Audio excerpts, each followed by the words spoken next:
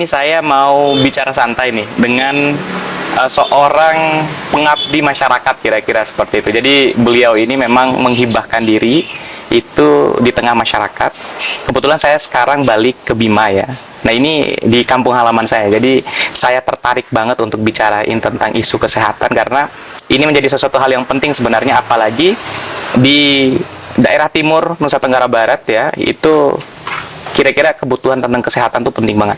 Saya sedang bersama dengan Mbak Rita, salah seorang promotor dari kesehatan di Nusa Tenggara Barat. Mbak Rita, selamat datang di podcast Bicara Santai, Mbak. Iya, terima kasih atas undangannya. Waduh. Mas Yusril. Yusril. Iya, kok nyampe-nya di depan podcast jadinya Mas ya, tiba-tiba jadi orang Jawa gitu ya. Kok jadi kaku jadi? Sehat, Mbak? Sehat, alhamdulillah. Sehat deh, alhamdulillah. Saya kalau Mbak Rita sehat, rasa-rasanya nggak ada alasan nggak sehat saya. Iya, harus Iya. sehat. Apalagi Mbak Rita sebagai seorang pengawal nih, Iya. kesehatan Iya. masyarakat khususnya ada di Nusa Tenggara Barat, Iya. di Kabupaten Bima. Sekarang Mbak sibuk di mana dan Oke. kerjanya di mana nih, Mbak? Oke. Sebelumnya, Assalamualaikum warahmatullahi wabarakatuh. Waalaikumsalam. Terima kasih atas undangan yang diberikan kepada saya. Mungkin bukan undangan ya, semacam apa ya? Kalau acaranya Raffi Ahmad tuh tiba-tiba tenis. Ah, Nah, iya. ini tiba-tiba podcast nih. Ya, Iya, seperti iya. ini tiba-tiba tanpa ada rencana ya. Kebetulan juga saya juga udah lama pengen banyak cerita juga kepada Dek Yusril karena saya lihat sering saya tonton podcastnya ya, dan temanya juga keren-keren. Iya. Jadi sekarang saya ingin memperkenalkan dulu sebelum saya menyampaikan apa sih sebenarnya promotor kesehatan. Jadi saya Rita Kartika Syarif, saya ditugaskan saat ini di Rumah Sakit Umum Daerah Bima sebagai tenaga promosi kesehatan. Nah, tenaga promosi kesehatan ini tugasnya adalah sebagai garda terdepan sebenarnya sebelum masyarakat itu terkena penyakit, dia sudah melakukan edukasi. Oke. Saya tuh Mbak jujur ya, penasaran sama profesi promotor kesehatan ini. Soalnya kan orang taunya kalau orang kesehatan dokter, Iya. bidan, Iya. perawat. Ini Iya. istilah promotor kesehatan ya bagi kami orang Iya. awam ya, yang nggak tahu dunia kesehatan Iya. itu ternyata ada juga ini Ada, yang iya. berperan untuk mencegah, Iya. yang mengedukasi masyarakat Iya, benar. tentang pentingnya kesehatan. Seperti itu berarti, Mbak? Benar. Jadi memang betul Mas Yusril, Dek Yusril. Ya. Rata-rata masyarakat sekarang ini lebih condong mengetahui profesi seorang bidan, profesi seorang perawat, dokter ya. Karena memang tenaga promosi ini kayaknya sebagai petugas yang bekerja di balik layar saja gitu lah, tidak terlihat dia. Karena hasilnya tidak terlihat, inilah jadi kurang dikenal. Ya, karena kenapa? Ya, dia tidak membentuk misalnya kalau pasien sakit disembuhkan kan. Kalau ini enggak, dia bagaimana agar orang yang sehat itu tetap sehat, tidak sakit. Itu kan nggak kelihatan, Mas Iya, Yusril. Jadi wajar aja tidak terlalu dikenal. Beda dengan perawat bidan. Misalnya kalau bidan ketika ada orang hamil melahirkan kan kelihatan ada bayi Iya. yang lahir, baik itu dia sehat, baik itu dia hidup atau tidak hidup, ada kelihatan hasil Oke. pekerjaannya. Sementara kalau tenaga promotor kesehatan itu tidak terlihat dalam waktu cepat. Baik. Dia bisa terlihat ketika terjadi perubahan perilaku dari masyarakat yang awalnya tidak sehat menjadi sehat atau yang sehat tetap sehat. Oke. Nah, itu yang membuat kenapa tenaga promotor kesehatan itu tidak dikenal oleh masyarakat. Jadi saya bersyukur kalau Mas Dek Yusril sekarang mengundang saya di sini di acara podcastnya. Alhamdulillah sebagai sarana saya untuk memperkenalkan bahwa ternyata di kesehatan itu ada juga pekerjaan yang namanya promotor kesehatan. Iya, yang awalnya di balik layar. Iya. Nah, kita undang di depan Iya. kamera. Iya, alhamdulillah. Depan podcast. Iya, alhamdulillah. Karena kan gini, Mbak, bicara tentang masyarakat, bicara tentang kesehatan masyarakat, ini kan penting banget ya. Benar. Apalagi, mohon maaf, masyarakat kita yang masih sangat tradisional, cara berpikirnya, cara kehidupannya, pasti dia rentan sekali, Iya. tidak peduli terhadap hal-hal yang berbau kesehatan. Benar. Apalagi misalnya kalau Kabupaten Bima, daerah pelosok, Sape misalkan Benar. kan, itu tingkat kesehatan masyarakatnya rendah bukan karena nutrisi dan protein ya itu Iya. mungkin salah satunya, tetapi kan pola hidup, Benar. pola perilaku. Nah, itu berarti yang ingin dirubah oleh Iya. orang yang berperan di promotor kesehatan. Promotor kesehatan, iya. Benar sekali Dek Yusril ya, sama kayak guru ya. Guru itu dia dari awalnya orang yang tidak tahu baca tulis, jadi bisa baca tulis. Hampir sama, hampir mirip begitu juga kalau di tenaga promotor kesehatan itu. Di puskesmas ada tenaga promosi kesehatan, dia turun ke lapangan ya melalui posyandu. Bisa juga melalui sosialisasi, misalnya ketemu dengan tokoh masyarakat, melakukan advokasi, ketemu dengan stakeholder, yang melakukan bagaimana supaya orang-orang ini tidak mengidap penyakit, atau misalnya bagaimana supaya orang-orang ini dari awalnya merokok menjadi tidak merokok. Bagaimana misalnya supaya agar pemerintah di daerah itu membuat larangan ini ya, tidak boleh merokok di sini. Ini adalah kawasan tanpa rokok. Itu juga termasuk dari tugas kami dan tidak gampang. Ya, itu mempengaruhi cara pandang masyarakat akhirnya bahwa pekerjaan profesi kesehatan itu hanya perawat, bidan yang melakukan penindakan berarti. Iya, harusnya tenaga promotor kesehatan itu di setiap puskesmas itu harus minimal sesuai dengan jumlah penduduk. Oh, gitu? Iya, harus supaya pesan-pesan kesehatan yang ingin kita sampaikan kepada masyarakat itu juga tersampaikan, sama dengan guru misalnya. Kalau di guru itu kan harus ada berapa kuotanya dalam satu sekolah itu untuk menangani untuk mengajar misalnya. Itu ada seperti itu. Kalau kita juga harus seperti di puskesmas, rumah sakit pun harus ada. Sehingga derajat kesehatan masyarakat semakin meningkat. Sudah tidak ada yang namanya HIV/AIDS, sudah tidak ada yang namanya TB paru. Nah, sekarang ini banyak sekali kejadian-kejadian di masyarakat itu yang tidak paham tentang penularan penyakit TBC. Iya, mereka pikir TBC itu adalah penyakit turunan, padahal sebenarnya adalah ketika dia tidak bisa menerapkan etika batuk atau etika bersin, itu berpotensi besar itu untuk menularkan TBC. Menyebabkan orang lain tertular. Jadi di Bima ini termasuk angkanya tinggi.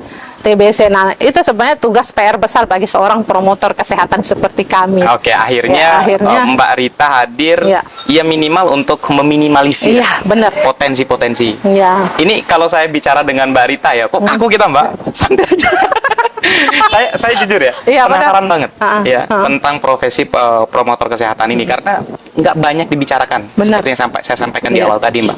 Nah, cuman kan gini Mbak, pasti ada dong tantangan, ya suka duka, kalau bahasanya orang enak nggak enaknya gitu. Kalau jadi nakes ya, tenaga kesehatan atau promotor kesehatan di masyarakat kita, apalagi kan masyarakat kita tradisional banget. Iya, benar. Sulit menerima hal baru. Nah, tantangannya kira-kira gimana tuh Mbak Rita? Iya, kalau tenaga promosi kesehatan tuh biasanya kalau dia tidak kuat dari segi mental ya, maka dia tidak akan pernah bisa merubah masyarakat. Karena mindsetnya pertama dia harus kuat mental. Pertama ketika kita turun dari rumah ke rumah misalnya melakukan edukasi, kadang kan orang sibuk dengan kesibukan masing-masing. Ya, ini kalau di puskesmas ya, berbeda ketika kita bicara dengan petugas promotor kesehatan yang ada di rumah sakit. Kalau di rumah sakit mau tidak mau dia harus mendengarkan ketika kita melakukan edukasi. Nah, kebetulan saya saat ini kerja di rumah sakit, kita melakukan edukasi face to face. Misalnya kita ada di loket misalnya, kita face to face, Pak, kenapa tidak menggunakan masker? Minta tolong digunakan masker karena masker itu sebagai salah satu penghalang bagi kita agar tidak menularkan kepada orang lain maupun orang juga bisa menularkan kepada kita. Jadi itu juga termasuk sukanya kita gampang aja gitu. Gampang aja memberikan edukasi, tetapi kalau kita turun ke masyarakat langsung dukanya lebih banyak. Kira-kira ceritain tuh bagaimana. Kalau saya pengalaman waktu kerja, kebetulan dulu saya pengangkatan pertama di KSB bertugas di Puskesmas Pototano. Saya pernah dulu turun ke masyarakatnya itu mau pergi bertani. Kita ingin mengedukasi tentang ASI eksklusif misalnya bersama bidan desanya. Ketika orang bertanya nggak peduli, nggak mau kita kasih edukasi. Saya ada kesibukan. Padahal statusnya tercatat tuh ada di catatan bahwa ini kita harus melakukan kunjungan kepada keluarga ini karena ada status gizi buruk nih. Jadi kita harus edukasi terus menerus Tapi ketika mereka terhalang dan pekerjaan, udah, gue nggak mau pikirin lu mau di situ nunggu terserah. Yang penting sekarang saat ini cari uang, mau pergi bertani, kamu mau tunggu ya enggak, dicuekin. Itu dukanya. Jadi itu pengalaman saya waktu kerja di puskesmas. Kalau di rumah sakit, alhamdulillah tidak terlalu lebih kepada susahnya untuk mengadvokasi orang-orang yang memiliki kekuasaan. Itu yang susah. Iya, karena itu harus butuh keahlian, dan keahlian itu memang agak susah kita dapatkan dalam sehari 2 hari, tidak bisa, harus belajar. Kita harus sering berkomunikasi dengan orang-orang penting. Bagaimana orang-orang penting ini bisa membuat kebijakan yang mendukung kita untuk melakukan promosi kesehatan. Contoh misalnya deh, kalau kita mau melakukan edukasi, di sini dilarang merokok, haruslah dibuatkan semacam edukasi video dan lain sebagainya, dilengkapi sebagai medianya dilengkapi, mulai dari kamera dan lain sebagainya. Itu semua harus ada lengkap, dan itu harus ada dukungan dari pihak manajemen.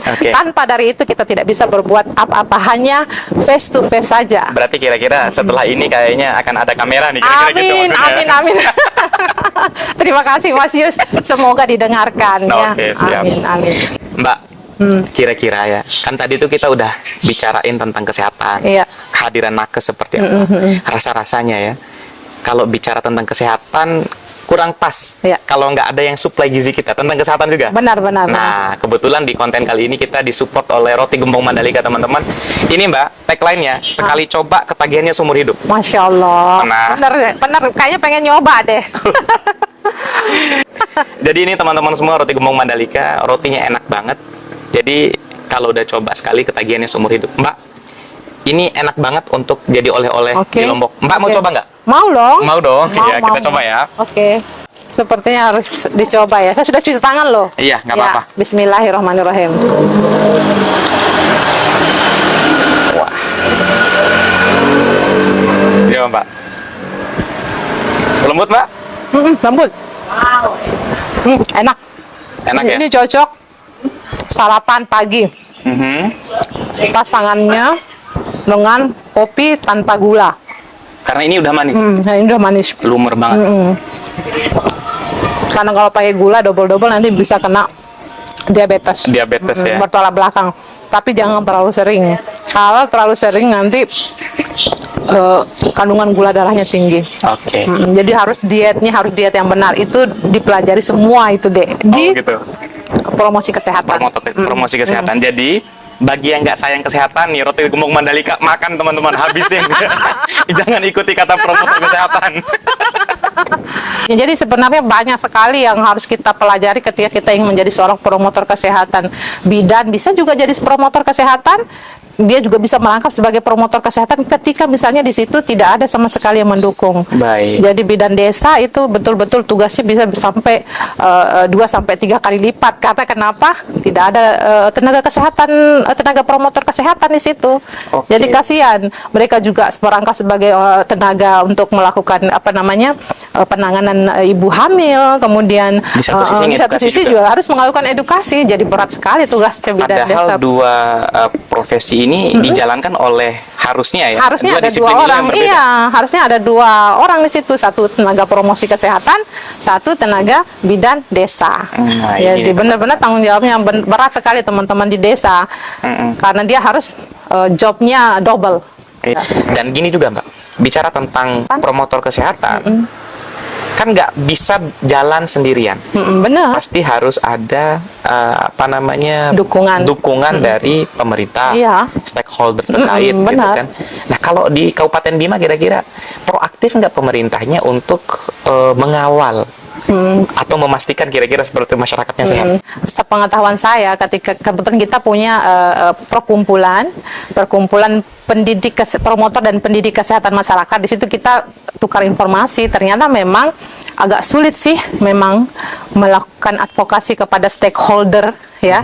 Pertama sulitnya dari intern dari kita yang perkumpulan ini memang mungkin pertama saat ini kita belum punya izin ya. Tapi kalau dari cerita teman-teman di Dinas Kesehatan sudah mulai ada contoh misalnya kemarin tentang STBM, sanitasi total berbasis masyarakat. Jadi orang-orang nol BAB sembarangan, tidak boleh sembarangan BAB, itu sudah ada itu.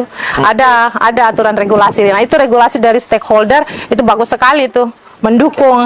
Nah sekarang yang sedang digembar-gemborkan adalah tentang bagaimana aturan atau regulasi tentang kawasan tanpa rokok itu sudah ada di rumah sakit, ada undang-undangnya di rumah sakit bahwa rumah sakit tidak boleh merokok. Tapi kembali lagi ke masyarakatnya, iya, ya? Perilaku masyarakat ya. Susah memang kembali ke kalau sudah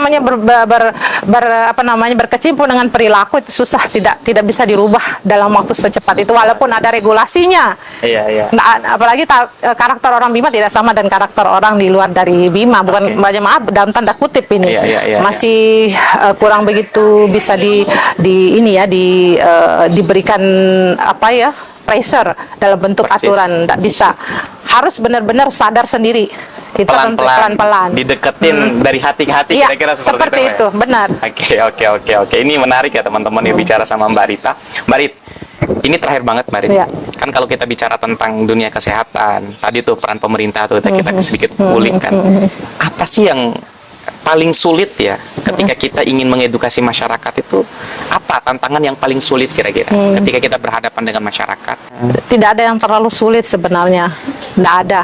Kalau kita berbicara dengan masyarakat, yang penting kita sopan dan kita sudah terarah tujuan kita sampaikan, mau menyampaikan apa, rata-rata masyarakat welcome aja.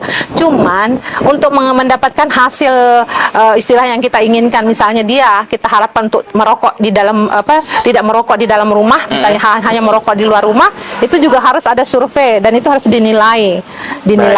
Nah, kadang survei inilah yang kadang tidak konsisten sehingga kita tidak bisa evaluasi. Nah, itu tantangan terberat kita. Hasil kinerja kamu itu kerjanya apa sih? Iya. Kamu selama ini kerjanya apa? Karena memang promotor kesehatan itu harus ada dalam bentuk dokumentasi baik itu dalam bentuk foto maupun dalam bentuk hasil survei, hasil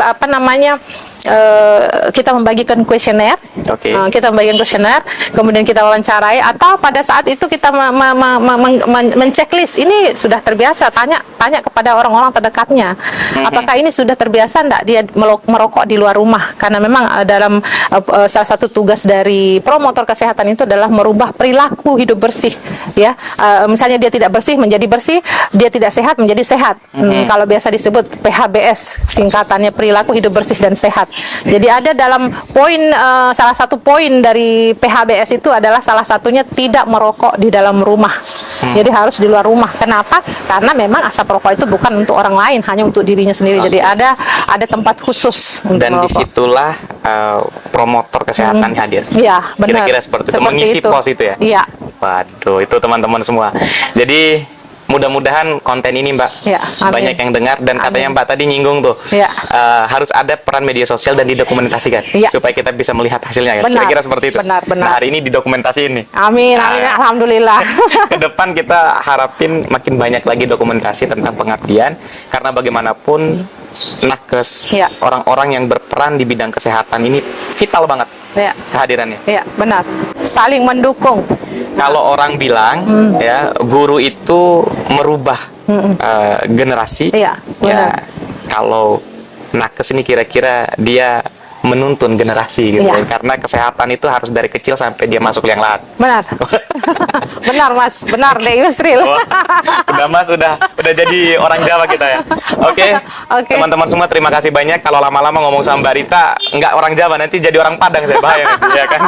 Dipanggil Uda nanti. Thank you teman-teman, saya Yusril Zamahendra bersama dengan seorang pengabdi dan sekaligus sebagai promotor kesehatan. See you. Assalamualaikum warahmatullahi wabarakatuh. Bye. Waalaikumsalam warahmatullahi wabarakatuh. Mbak di sana Mbak, bye Mbak. Bye.